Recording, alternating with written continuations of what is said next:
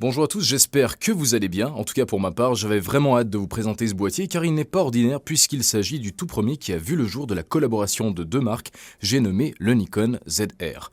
Pour commencer, on est sur un capteur plein format 6K de 24,6 mégapixels déjà utilisé sur le Z63, pas étonnant vu qu'on est tout de même sur un hybride, on cherche évidemment à obtenir un juste milieu et donc 24 mégapixels me semble être un très bon choix pour de la photo, mais aussi de la vidéo. Il a plus de 15 stops de dynamique, la possibilité de shooter en Nikon NRAW de 12 bits, ProRes RAW HQ et 422 mais aussi en H265 et H264. Cependant, c'est bien le Red Code RAW de 12 bits qui nous intéresse vraiment, les autres formats étant là pour nous offrir finalement un choix supplémentaire. Encore une fois, je le rappelle, c'est la première fois qu'on voit ça dans un boîtier Nikon, cette possibilité de travailler avec la science des couleurs de Red et son savoir-faire dans l'image à un certain niveau évidemment. Pour le coup, je vous conseille fortement d'utiliser DaVinci lors de votre étalonnage si vous êtes des mordus du détail, même si je vous le rassure, Premiere Pro fera largement l'affaire.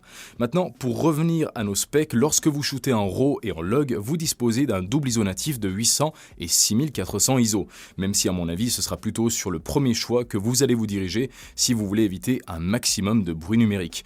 Pour ce qui est du maximum d'images par seconde qu'on peut obtenir en RAW, on est à 60 fps en 6K comme en 4K sans aucun crop, mais on peut monter jusqu'à 120 fps tout en restant en 4K avec cette fois-ci un léger crop et bien sûr en Full HD, vous dépassez sans souci les 240 fps. On pourrait aussi parler de la stabilisation qu'il a en interne, cependant on est plus sur un élément marketing qu'autre chose car seule celle sur le capteur est acceptable contrairement à la réduction de vibration électronique qui est tout simplement inutilisable en situation de tournage. Quoi qu'il arrive, même si vous l'activez, ne vous attendez pas à des miracles, il faudra forcément passer par une stabilisation en post-production pour obtenir quelque chose d'acceptable et encore. D'où mon conseil d'investir dans un bon gimbal pour vous éviter un travail inutile. L'audio aussi a été un gros élément publicitaire puisqu'il vous permet d'enregistrer en 32 bits uniquement dans les formats vidéo non RAW. En théorie, je trouve ça bien. Dans la pratique, je n'ai jamais travaillé directement avec le son enregistré sur ma caméra. J'ai toujours un moyen externe pour y parvenir, d'une part parce que la qualité sonore est toujours incomparable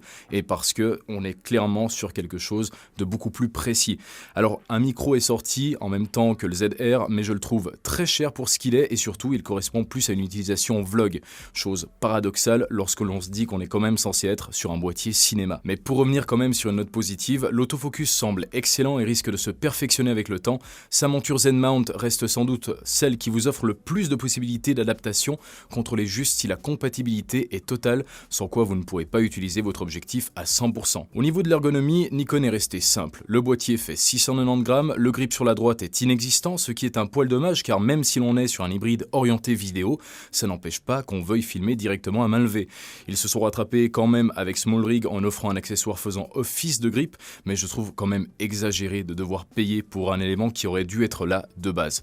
Pour les boutons situés sur l'appareil, rien de compliqué, que le nécessaire, il n'y a pas non plus de viseur et c'était presque obligé pour laisser la place à son écran qui est juste énorme. Ce dernier est si grand qu'on pourrait sans mal se passer d'un moniteur externe et c'est assez rare de voir un élément pareil de nos jours. Il dispose d'un éclairage de 1000 nits, ce que je trouve largement suffisant et lorsqu'on le compare à celui de la FX2, eh bien c'est vrai que le boîtier de Sony fait pas le figure. Cependant, il ne dispose pas du plus gros défaut de ce ZR, qui est l'endroit où l'on insère les supports d'enregistrement, qui est littéralement à côté de la batterie. Sur un appareil de cette taille, c'est du jamais vu et c'est sans doute l'une des idées les plus stupides que j'ai pu voir depuis longtemps, car une fois sur un gimbal, l'action de remplacer la carte sera bien plus embêtante que si elle avait été placée sur le côté. Et je ne parle même pas des potentiels problèmes de chaleur qu'on pourrait avoir avec ça.